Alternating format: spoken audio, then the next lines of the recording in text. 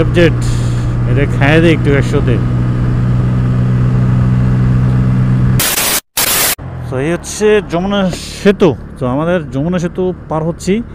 আর এখন বর্তমান হচ্ছে রেলের যে এলিয়েনগুলো আছে এগুলো সব তুলতেছে আস্তে আস্তে। দেখতে পাচ্ছেন শ্রমিকরা কাজ করতেছে। আগের মতো আর এই এলিয়েনগুলো নাই বর্তমান। যে এখন যাইতে হবে তাড়াতাড়ি। যদি দেখাই, এই দেখেন, মানে এটা মেবি এটা আরও রাস্তাটা বড় করবে। বড় করার পর আপনার হচ্ছে যে বাইক এখান থেকে যাতায়াত করার একটা সিদ্ধান্ত আছে, এটা কর্তৃপক্ষ নেবে মেবি। যেটাই হোক, সমস্যা নাই, খুব ভালো। কিন্তু আগের মতো আমাদের একটা যে ভিউ, মানে হচ্ছে আপনার ট্রেন আসতো যখন, তখন একটা সুন্দর দেখা যেত। এই ভিউটা আমরা পাবো না আসলে। আগে যেরকম দেখা যেত সুন্দরভাবে, আসলে এটা মিস করবো। ট্রেন ধীরে ধীরে যেত, একটা অন্যরকম একটা লাগতো আসলে ট্রেন। আর ট্রেনে যখন বসেও থাকতো তখন হলো এদিক থেকে এদিক দেখা যেত সুন্দরভাবে। এই জিনিসটা আর কি ভালো লাগতো খুব। তো এখন আর সেটা দেখা যাবে না। এদিকেও কুয়াশা দেখা যাচ্ছে পানির এদিকে। ট্রেন কিছুক্ষণ আগে গেল। যাই হোক, আপনাদেরকে কেমন লাগতেছে এই যমুনা সেতু? অনেকে আছে এখন পর্যন্ত যমুনা সেতু দেখেই নাই। তো আপনারা আসতে পারেন, দেখতে পারেন। বা এদিকে যদি আপনারা টাঙ্গাইল বা বগুড়া বা যেটাই হোক, যদি আপনারা এদিকে কোথাও আসেন তাহলে আপনারা যমুনা সেতু দেখতে পাবেন।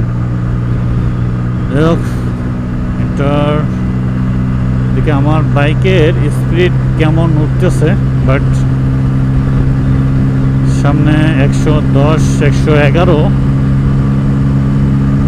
113, 114 ট্রাকটা বাধা দিল। মাঝে মাঝে ট্রাকগুলো বাধা দেয়। এফজেড, এটা খায় দেয় একটু একসাথে।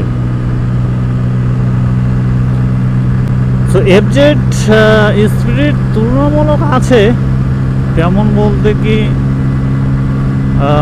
মোটামুটি আর কি, তেমন না যে বেশি আছে, চলে আর কি, চলার মতো। এফজেড হাইওয়েতে চলার মতো আর কি। কিন্তু রেডি পিক আপ কম, তুলনামূলক হচ্ছে রেডি পিক আপটা কম পাওয়া যায়। হয়তো 105 বা 10 উঠতে পারে। না, আবার ক্যামেরাম্যানে মামলা দিতে পারে, আবার একে এগুলো ভয় লাগে। সেতুর উপরে ক্যামেরা দেওয়া আছে, তো এটা একটা প্যারা।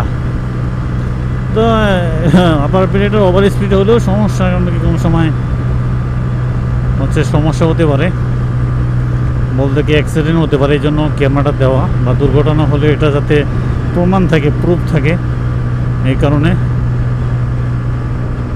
এই কি অবস্থা। যাই হোক, এখন অলরেডি এখানে উঠানো শেষ এগুলো এই পাশে। যাই হোক, আমরা হচ্ছে যে এখন পূর্ব টোল প্লাজা, পশ্চিম টেলাবাজার থেকে পূর্ব টোল প্লাজা চলে আসলাম।